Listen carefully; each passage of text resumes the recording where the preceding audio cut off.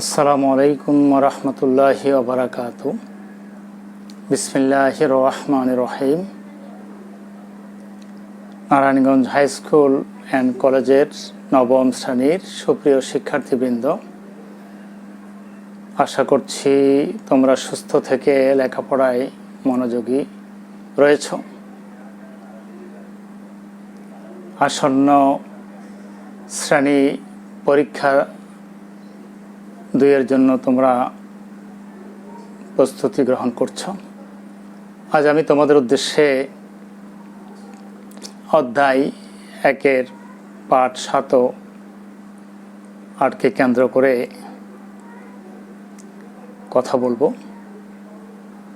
আমাদের বিষয়বস্তু হচ্ছে শিরক ও নিফাক। শিরক ও নিফাক এ দুটি পরিভাষা আমাদের জেনে নিতে হবে। এর অর্থ, এর ব্যাখ্যা বিশ্লেষণ এবং এর কুফল এবং এর মন্দ পরিণতি এবং এর প্রতিকার এ বিষয়ে আমাদের জানতে হবে এবং সেই মোতাবেক জীবনটাকে পরিচালনা করতে হবে। তাহলেই আমরা শিরক এবং নিফাক মুক্ত জীবন যাপন করতে সক্ষম হব ইনশাআল্লাহ। প্রিয় শিক্ষার্থীবৃন্দ, শুরুতে আমরা কথা বলবো শিরক নিয়ে। শিরক শব্দের অর্থ হলো অংশীবাদ। অংশীবাদ মানে হলো অংশীদার সাব্যস্ত করা, একাধিক স্রষ্টা বা উপাস্যে বিশ্বাস করা। এটা হলো শিরকের আবিধানিক অর্থ। আর পরিভাষাগত দিক থেকে মহান আল্লাহর সাথে কোনো ব্যক্তি বা বস্তুকে শরিক করা কিংবা তার সমতুল্য সমপর্যায়ভুক্ত মনে করা হলো শিরক। তাহলে আমরা বুঝতে পেরেছি শিরক শব্দের আবিধানিক এবং পারিভাষিক অর্থ। যে ব্যক্তি শিরক করে বা শিরকের সাথে যে ব্যক্তি লিপ্ত থাকে তাকে মুশরিক বলা হয়। মুশরিক মানে হলো অংশীবাদী, যে মহান আল্লাহর সাথে একাধিক স্রষ্টা বা উপাস্যের অংশীদারিত্ব করে, স্রষ্টা সমপর্যায়ভুক্ত হিসাবে মনে করে, সে ব্যক্তি হলো মুশরিক বা অংশীবাদী। আর শিরক হলো তাওহীদের বিপরীত। তাওহীদের ব্যাপারে আল্লাহ বলেছেন, বিসমিল্লাহির রহমানির রহিম, কুল হুয়াল্লাহু আহাদ, বলো আল্লাহ এক। আল্লাহ হলেন এক, তিনি হলেন অদ্বিতীয়।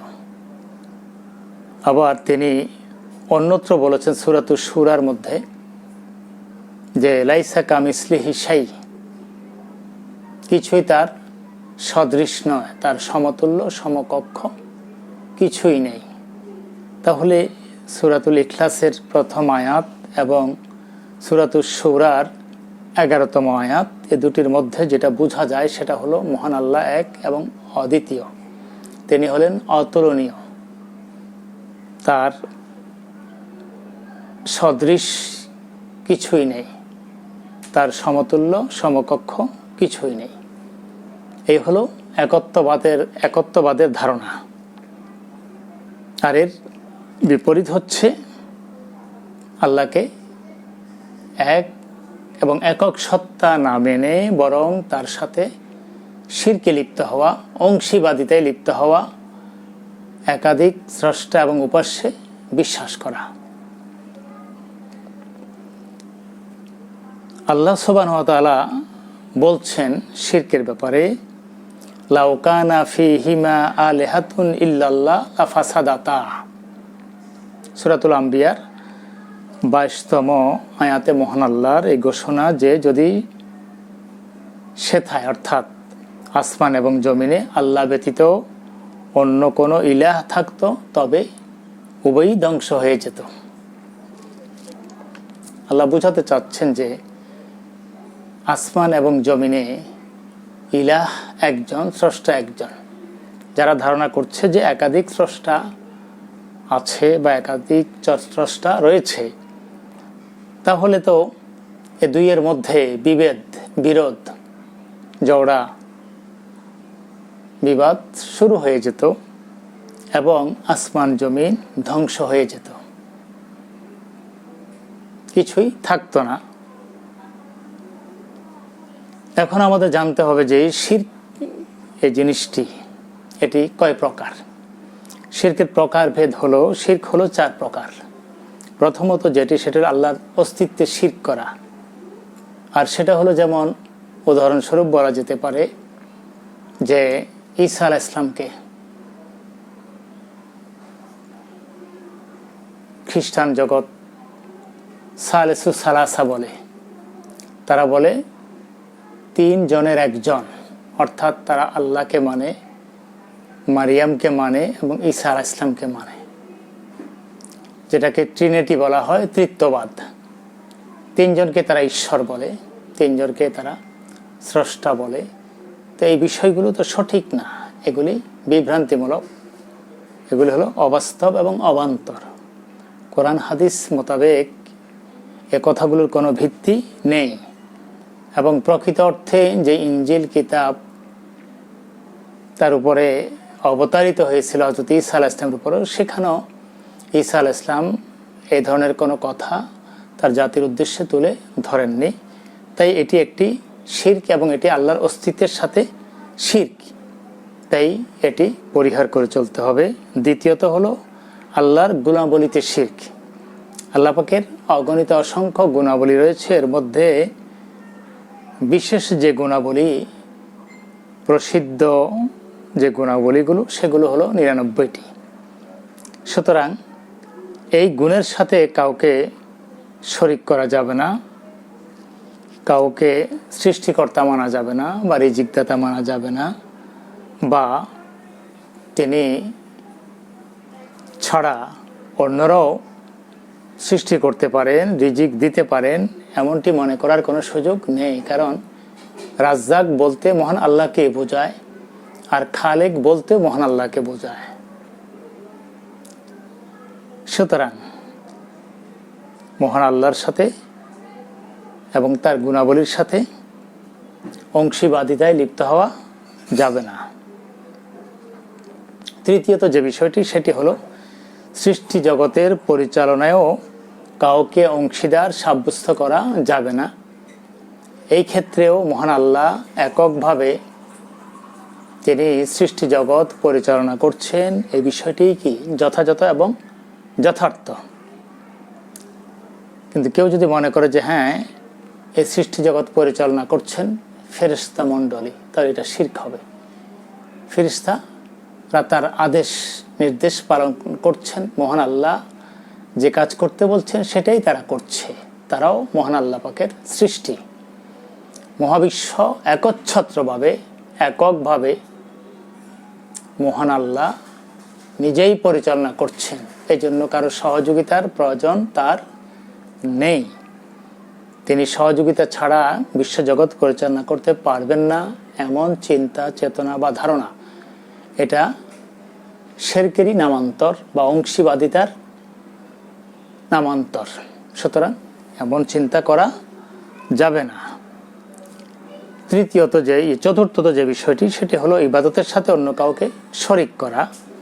আর সেটা হলো আল্লাহ ছাড়া অন্য কারো কাছে মাথা নত করা যাবে না, কাউকে সিজদা দেওয়া যাবে না, মস্তক অবনমিত করা যাবে না। এমনকি কারো নামে পশু জবাই করা যাবে না, পশু কোরবানি করা যাবে না। শুধুমাত্র আল্লাহর জন্যেই পশু কোরবানি করতে হবে, পশু জবাই করতে হবে, এবং সিজদা বা মস্তক অবনমিত শুধুমাত্র তারই জন্যে। এই যে 4টি বিষয় বলা হয়েছে, এই দিকে আমাদের সকলকে অবশ্যই সতর্ক থাকতে হবে, সচেতন থাকতে হবে, সাবধানতা অবলম্বন করতে হবে। তা না হলে আমরা শিরকের মধ্যে লিপ্ত হয়ে যাব। এবং এটি হলো মহাপাপগুলোর মধ্যে অন্যতম একটি জঘন্য মহাপাপ। তাই এই শিরক থেকে নিজেদের বিমুক্ত রাখতে হবে, তা না হলে আমরা মুশরিক হয়ে যাব। তাই এই ব্যাপারে আমাদের সাবধানতা অবলম্বন করে জীবন যাপন করতে হবে। শিরকের যে কুফল বা প্রতিকার, সে বিষয়েও আমাদের অবহিত হতে হবে, জানতে হবে। আল্লাহ সুবহানাহু ওয়া তাআলা সূরাতুল লোকমানের 13তম আয়াতে ঘোষণা করছেন, ইন্না শিরকা লাযুলমুন আযীম, নিশ্চয়ই শিরক হচ্ছে চরম জুলুম বা অবিচার। সুতরাং শিরক করা যাবে না, তাহলে এটি জুলুম হিসাবে পরিগণিত হবে, অবিচার হিসাবে পরিগণিত হবে এবং এর জন্যে মহান আল্লাহর কাছে কঠিন শাস্তির সম্মুখীন হতে হবে। মহান আল্লাহ তাআলা এই বিষয়টিকে আরেকটু ব্যাপকভাবে ধারণা প্রদান করতে গিয়ে ঘোষণা করছেন যে, ইন্নাল্লাহা লা ইয়াগফিরু আন ইউশরাকা বিহি ওয়া ইয়াগফিরু মা দুনা যালিকা লিমান ইয়াশা। এটি হলো সূরাতুন নিসার 48তম আয়াত। এখানে মহান আল্লাহ ঘোষণা করছে, নিশ্চয়ই আল্লাহ তার সাথে শিরিক করার অপরাধ ক্ষমা করেন না। এতদ ব্যতীত যে কোনো পাপ যাকে ইচ্ছে তিনি ক্ষমা করে দেন। সুতরাং এ কথা থেকে এটাই প্রমাণিত হলো যে মহান আল্লাহ অন্যান্য পাপাচার তিনি ক্ষমা করে দেন, কিন্তু শিরকের গুনাহ, অংশীবাদিতার গুনাহ, আল্লাহর সাথে সমকক্ষ সমপর্যায়ভুক্ত করার যে গুনাহ বা পাপ, এটা তিনি কি করেন না, এটা তিনি ক্ষমা করেন না। তাই এই ব্যাপারে আমাদের সতর্ক এবং সাবধান হতে হবে, তা না হলে এই পাপের কারণে আমরা মহান আল্লাহর কাছে জবাবদিহির কাঠগড়ায় দাঁড়াব এবং আমাদের পরকালে মুক্তির কোনো সম্ভাবনা নেই। মহান আল্লাহ তাআলা আরও ঘোষণা করছেন এই বিষয়টিকে কেন্দ্র করে যে, ইন্নাহু মান ইউশরিক বিল্লাহ ফাকাদ হারামাল্লাহু আলাইহিল জান্নাতা ওয়া মাওয়াহুন নার। এখানে সূরা আল মায়েদার 72তম আয়াতে মহান আল্লাহর ঘোষণা হচ্ছে, যে ব্যক্তি আল্লাহর সাথে শিরক করবে, আল্লাহ তার জন্য অবশ্যই জান্নাত হারাম করে দেবেন এবং তার আবাসস্থল হবে জাহান্নাম। তাহলে বোঝা গেল যে যে ব্যক্তি শিরকের সাথে লিপ্ত হবে সেই ব্যক্তি জাহান্নামে যাবে এবং মহান আল্লাহ তাআলা জান্নাতকে তার জন্যে হারাম করে দেবেন। সুতরাং আমাদেরকে এ ব্যাপারে সতর্ক এবং সাবধান হতে হবে। প্রিয় শিক্ষার্থীবৃন্দ, শিরকের কুফল সম্পর্কে বলেছি এবং এর প্রতিকার সম্পর্কে বলেছি, যে এই জাতীয় কার্যক্রমের সাথে আমরা সম্পৃক্ত হব না, নিজেরা এর সাথে জড়িত হব না, বরং এহেন মারাত্মক অপরাধমূলক কার্যক্রম থেকে নিজেদেরকে বিরত রাখব এবং এই সমস্ত অপরাধ প্রবণতা থেকে আমরা বিমুক্ত থাকবার জন্য সচেষ্ট হব। প্রিয় শিক্ষার্থীবৃন্দ, এই স্বল্প পরিসরের শিরক সম্পর্কে যে সমস্ত কথা আমরা তোমাদের সামনে পেশ করেছি, এর আলোকে 4টি প্রশ্ন আমি তোমাদের উদ্দেশ্যে উপস্থাপন করছি। সেটি হলো এই যে, শিরক শব্দের অর্থ কী? শিরক শব্দের অর্থ হলো অংশীবাদী সাব্যস্ত করা বা অংশীবাদ সাব্যস্ত করা। আমরা আল্লাহর সাথে অংশীবাদ সাব্যস্ত করব না, আল্লাহর সাথে কাউকে সমতুল্য বা সমকক্ষ করব না। তাহলে আমরা জানতে পারলাম যে শিরক শব্দের অর্থ হলো অংশীবাদ বা অংশীদারিত্ব সাব্যস্ত করা। দ্বিতীয় যে প্রশ্নটি অনুধাবনমূলক প্রশ্ন, সেটি হলো শিরক কেন পরিহার করতে হবে? তাহলে ইতিপূর্বে আমি তোমাদের বলেছি যে শিরক হলো জুলমুন আজিম, মহা অবিচার, বা মহা জুলুম।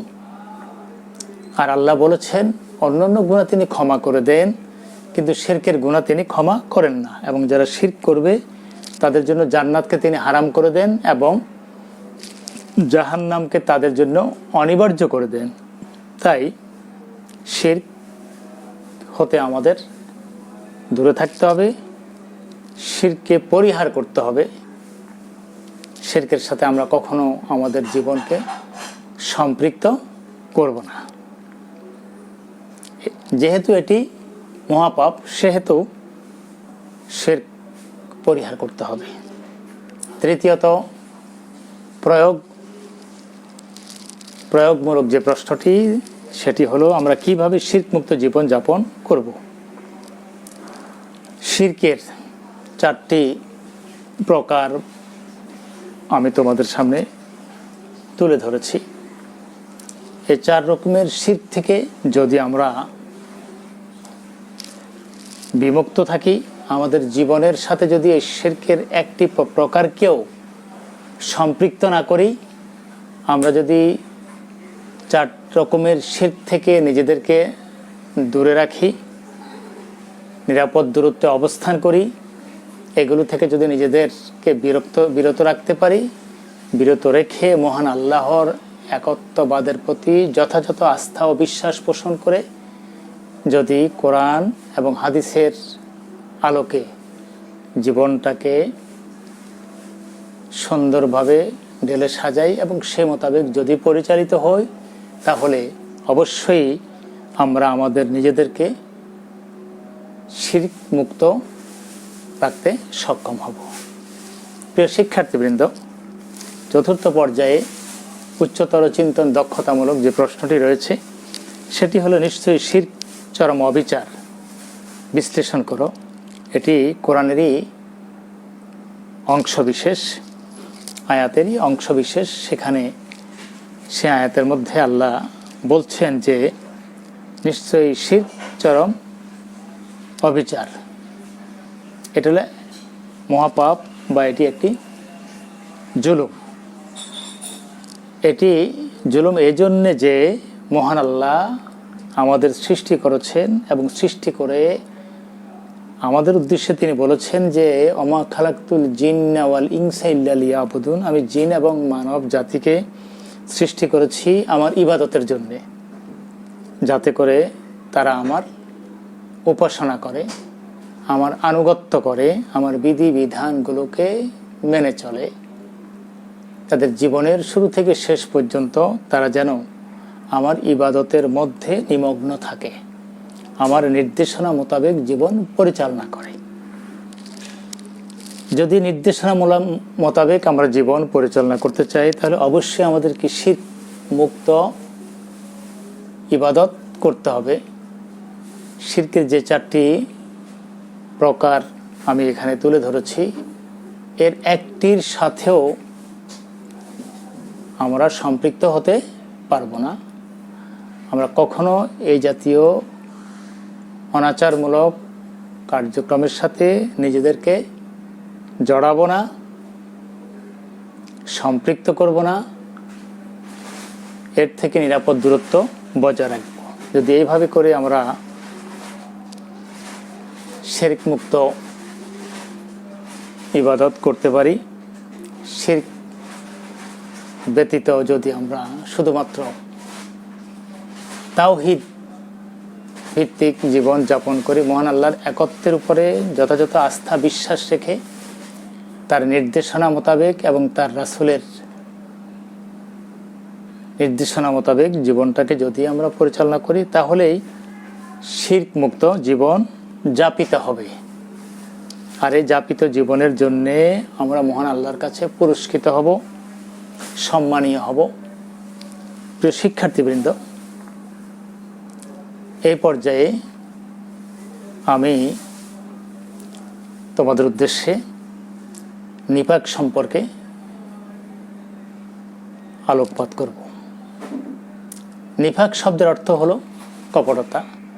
নিফাক শব্দের আরেকটি অর্থ হলো ভণ্ডামি বা দ্বিমুখী ভাব পোষণ করা, বা প্রতারণা, ধোঁকাবাজি ইত্যাদি বলা যেতে পারে। এই হলো আবিধানিক অর্থ। আর পারিভাষিক অর্থ হলো অন্তরে একরকম ভাব, বাহিরে তার ভিন্ন রকম বা বিপরীত অবস্থা প্রকাশ করা। অন্তরে যা আছে তার সাথে বাহিরের আচরণের সাথে পুরোপুরি গরমিল। অন্তরে যা পোষণ করা হয়, মৌখিকভাবে যে কথা বলা হচ্ছে তার সাথে অন্তরের কথার কোনো মিল খুঁজে পাওয়া যায় না। এমনটি যদি হয় তাহলে এটি হবে নিফাক।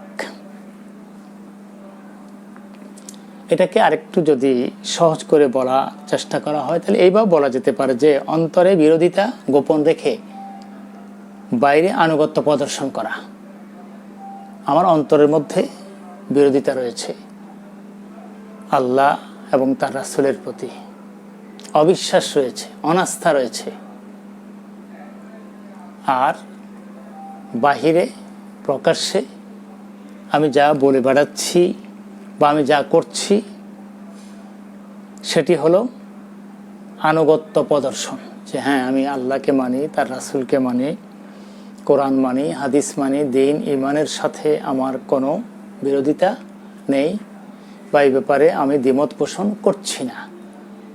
তাহলে এই যে মৌখিক স্বীকৃতি যেটা দেয়া হলো, আন্তরিক বিশ্বাস তার সম্পূর্ণ বিপরীত, এমনটি যদি হয় তাহলে এটি হলো নিফাক। আর এই নিফাকের কুফল সম্পর্কে মহান আল্লাহর ঘোষণা হলো এরকম যে সূরাতুল মুনাফিকুনের 1 নম্বর আয়াতে মহান আল্লাহ বলছেন, ওয়াল্লাহু ইয়াশহাদু ইন্নাল মুনাফিকিনা লাকাযিবুন। আর আল্লাহ সাক্ষ্য দিচ্ছেন যে মুনাফিকরা নিঃসন্দেহে মিথ্যাবাদী।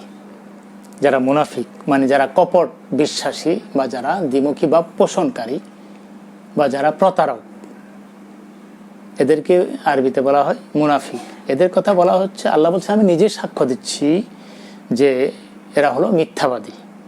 তাহলে সুতরাং মুনাফিক মানে হলো মিথ্যাবাদী, আর নিফাক মানে হলো মিথ্যা বা প্রতারণা বা কপটতা বা দ্বিমুখী ভাব পোষণ করা বা ধোঁকাবাজি। আমরা বুঝতে পারছি যে এটি কতটা গর্হিত এবং ইসলাম বিবর্জিত।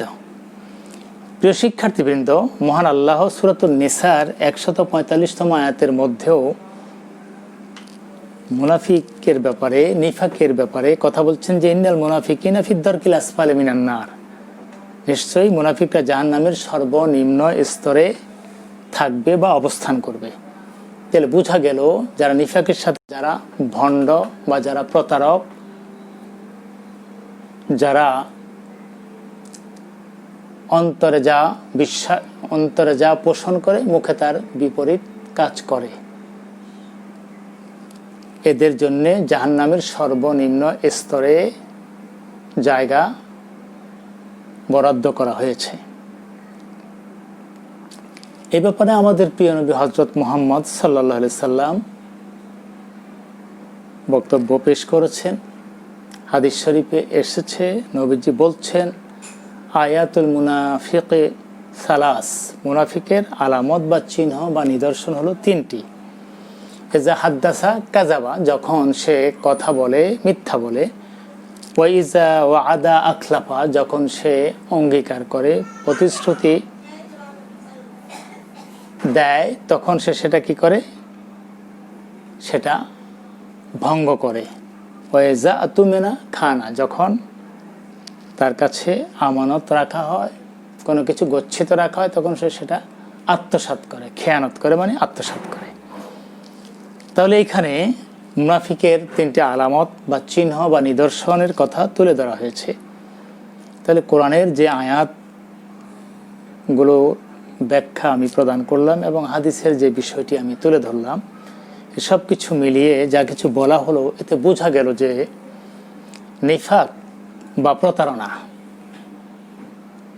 এটাও একটি মারাত্মক অপরাধ, এটাও একটি কাবিরা গুনাহ মানে মহাপাপ।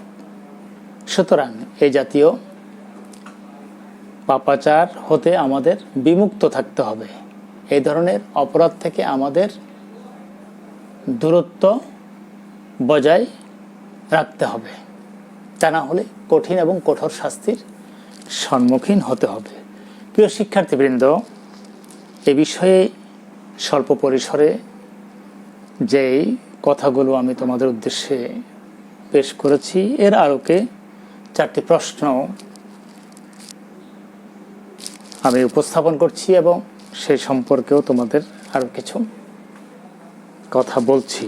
এর শুরুতেই যেটি রয়েছে জ্ঞানমূলক প্রশ্ন। এর অর্থ নিফাক শব্দের অর্থ কী?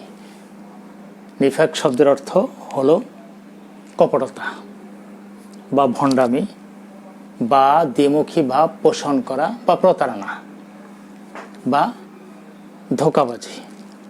এর যে কোনো একটি অর্থ লিখলেই তুমি জ্ঞানমূলক প্রশ্নের উত্তরের জন্যে 1 নম্বর পেয়ে যাবে। দ্বিতীয় অনুধাবনমূলক যে প্রশ্ন, সেটি হলো নিফাক কেন বর্জনীয়? আমরা কেন নিফাক থেকে বিরত থাকবো বা নিফাকের আচরণ থেকে আমরা বিমুক্ত থাকব?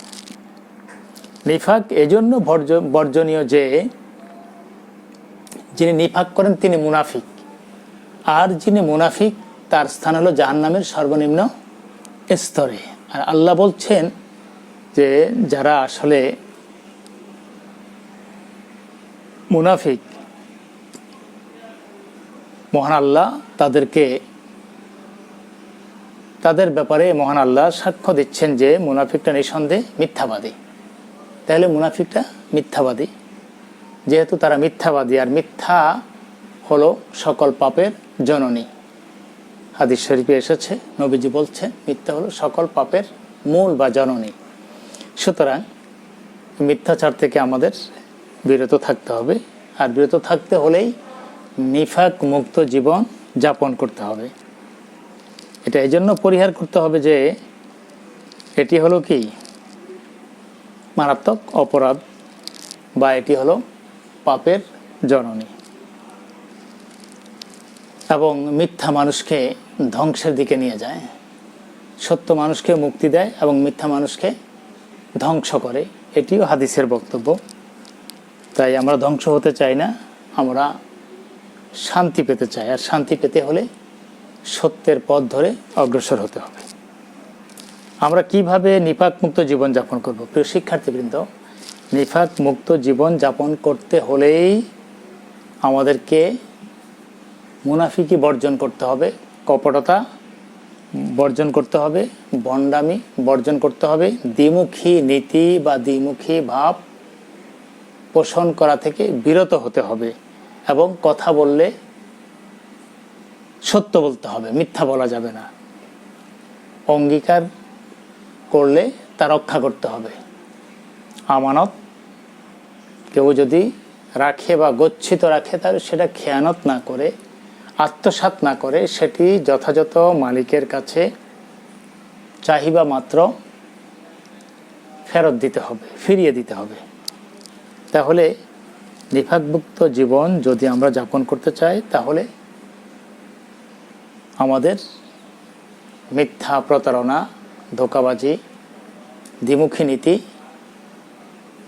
বিসর্জন দিতে হবে এবং সত্য ও সততার আলোকে জীবন পরিচালনার সিদ্ধান্ত গ্রহণ করতে হবে। তাহলেই আমরা নিফাক মুক্ত জীবন যাপন করতে সক্ষম হব।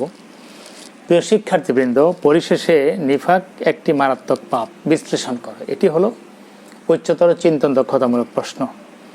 নিফাক যে একটি মারাত্মক পাপ, এটি তো কোরআন এবং হাদিসের আলোকে আমি তোমাদেরকে বিশ্লেষণ করে বুঝিয়ে দিয়েছি। তাই এই ব্যাপারে দ্বিমত পোষণের কোনো সুযোগ নেই। কোরআনের আয়াতগুলো দিয়ে আমি তোমাদের বিষয়টি বুঝিয়েছি এবং হাদিস দিয়ে বুঝিয়েছি যে আল্লাহ বলছেন যে যারা মুনাফিক তারা হচ্ছেন মিথ্যাবাদী।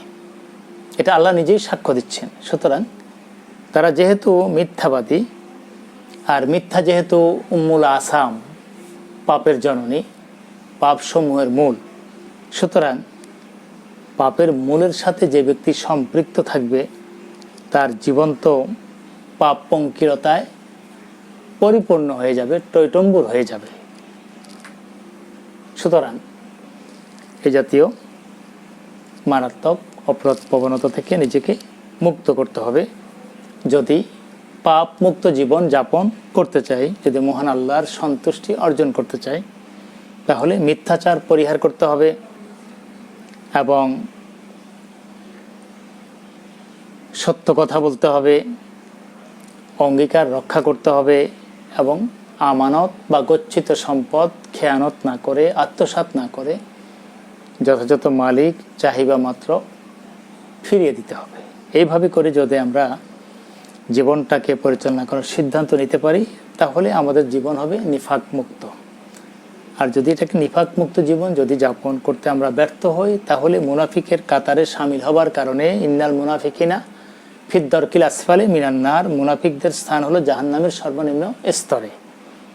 তাই প্রিয় শিক্ষার্থীবৃন্দ, এই বিষয়গুলোকে চিন্তায় রেখে আমরা এই 4টি প্রশ্নের যথাযথ জবাব দেওয়ার চেষ্টা করব। তাহলে আমরা সার্থকভাবে উত্তর দিতে পেরেছি বলে প্রমাণিত হবে এবং যথাযথ উত্তর প্রদানে সক্ষম হলেই ভালো নাম্বার পাওয়া যাবে এবং ভালো ফলাফল করা যাবে। তোমরা আমার এই সংক্ষিপ্ত আলোচনা ভালো করে শুনবে, প্রয়োজনে বারবার শুনবে। আবার আমাদের যেই পাঠ্য বইটি রয়েছে সেই বইটিও তোমরা অধ্যয়ন করবে। দুটি জিনিসকে মিলিয়ে